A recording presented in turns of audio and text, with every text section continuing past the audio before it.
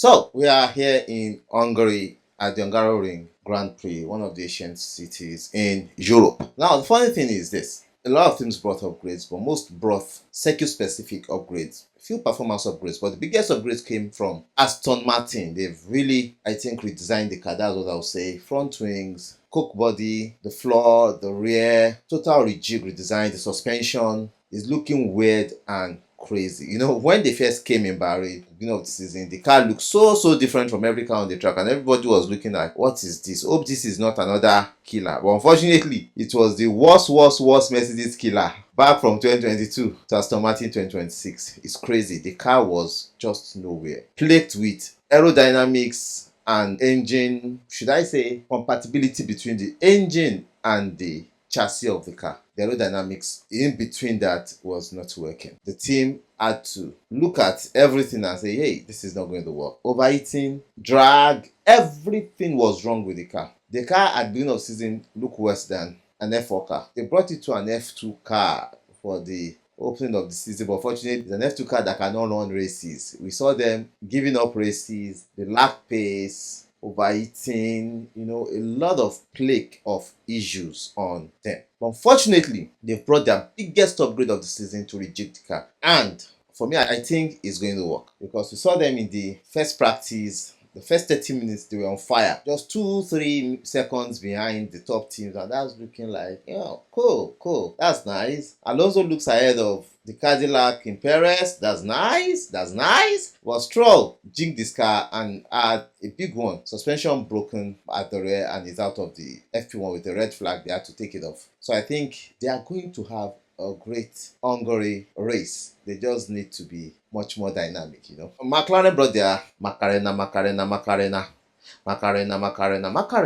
They brought their own Macarena version of the rear wings. All through FP1, I can't really say this is how it's working. Maybe McLaren Macarena is not part of FP1 because one thing was they used it on Piastri's car in which Fornaloni drove. Lando Norris drove the normal rear wings in which they've had since. Let's see after the FP2 would be able to know if they are going to continue using it from their datas or they will still have to take it back and say, hey, let us go and rejig and reinvent, But we saw teams like Cadillac doing well with Perez. Atta drove for F2 and also drove FP1 for Cadillac. He's going to be their reserve driver. They're trying to bring him as an American driver into F1. The two drivers I think knows that's Perez and Bottas know they need to perform because one of them might have to leave. But I think Atta is not ready. He's not yet ready. In F2, this is his first season in F2. I'm not sure he's driven any Formula pertaining car before. He's driven in US, their own league. But this is a different ball game entirely. Formula 1 is different beast of its own. So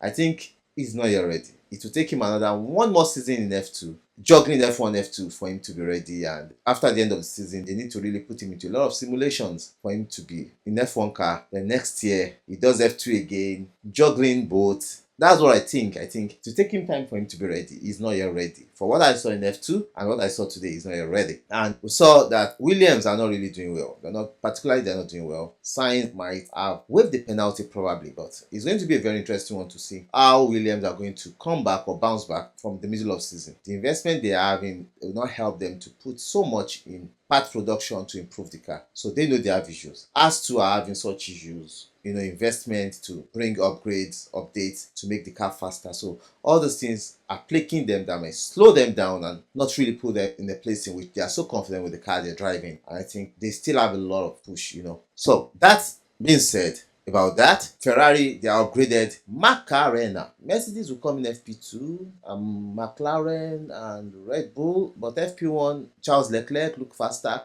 I think Lewis Hamilton was faster, but when he pinched that tire, he lost his confidence. Probably FP2, they are going to tumble down the time. Early 1 minute 19, so it might go in 1 minute 17 in FP2. And probably tomorrow, we might be looking closer to what we had last year. 1 minute 15 or 1 minute late 16, probably. That's where we will be by qualifying, I believe. And if they are able to turn up the volume for me, they might get into 1 minute 14. But this year's car, I'm not sure they get into that. Probably next year when they split in engine battery ratio, then they might move up, but it's still looking funny and very interesting to see how those cars are performing. For Ferrari, I think they are still learning with the flow vis on the rear wings. Get the data, they know how to make the car work better, because there were times in which Lewis was complaining about the stiffness of the ride and the bumpiness of the ride, and how the car is not giving him what he wants. So FP2, we know it might come in better and handy, and also for all the teams. Max Verstappen continuing his fast form and his better form from Belgium last week is looking good, and also Russell, they noticed is a software issue, a software glitch that he's having as regards to his teammate that is slowing him down. So probably they are able to fix that software issue, and probably the car will become faster. But probably, but in FP1 we saw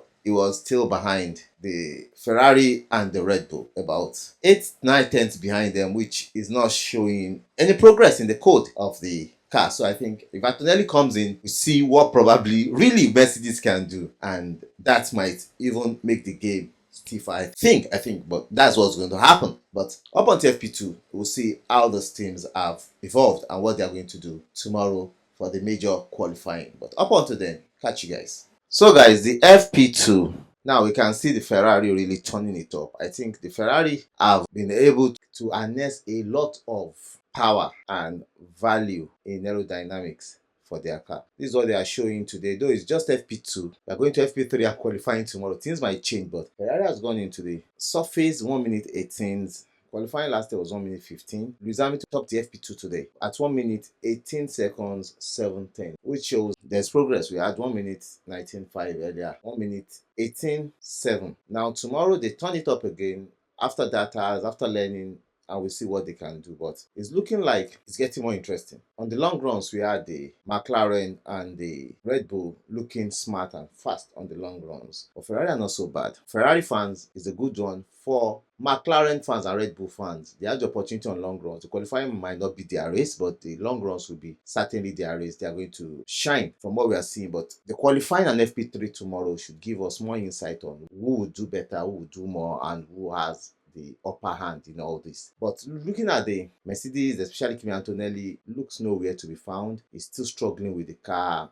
The wind, everything is not just working for him. While we saw his teammate that has always outshone, that is George Russell, outshining him today. They might say it's just a race. George Russell loved this track also. He's at the pole position on this track. It's looking good for him this weekend. Lando Norris is looking good for Lando Norris and Max Verstappen. Though Max Verstappen is struggling with some part of the car, he's still complaining. But the long run pace looks great for him. Very great. He is the next best thing behind the Ferraris with 4 tenths away from Lewis Hamilton. So it still looked like a good weekend for them. Good starting one, but let's see how they are able to project into the weekend with the FP3 and the qualifying. Aside from Colapinto having a shunt, causing the red flag, Lance Stroll could not come out after a suspension issue in FP1. They had a suspension issue. But looking at their pace today, they are looking a little bit above the Cadillac, and which is what I think their upgrades should give them, which is what they want to achieve with their upgrades.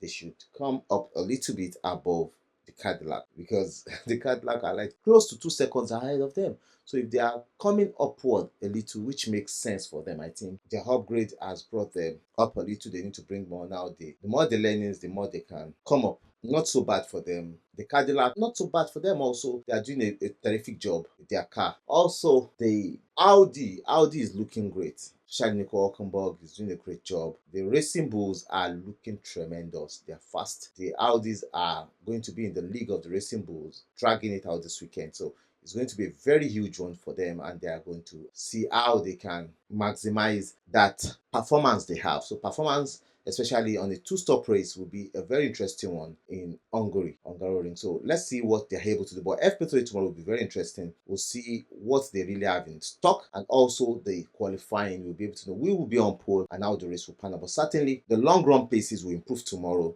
after the learnings from the data. Should still Lance Stroll back on track tomorrow. A lot of people would have gone through their data, see what changes they can bring to make sure the cars are faster tomorrow. Probably we'll go into the early 116s or late 116s or late 117s, but it's going to be a big one to see how they can qualify tomorrow and who will be on pole. But Ferrari looks favorite. Don't count Mercedes out. They can come back tomorrow. They're very good engine. You can also not count the McLaren out on this track because they have a very fast car. Red Bull, you can't count them out. So it's a 4-round game, but Ferrari looks like the most possible team for the pole position tomorrow, and they're still looking like a possible team for the win. Charles Leclerc and Lewis Hamilton are doing a terrific job. They're trying to give themselves good pace. Charles Leclerc top in the morning session, Lewis Hamilton top in the second session, which is the afternoon section. So FP3 tomorrow, the morning session, we are going to tell you more about how the teams have placed themselves out. But big ups to Aston Martin for the upgrade, which is going to make this season more interesting when they come up and they're in the battle, not the one they've just been everywhere all through the season. So it's going to be very interesting. So let me know what you think about this. And coming into FP3 tomorrow,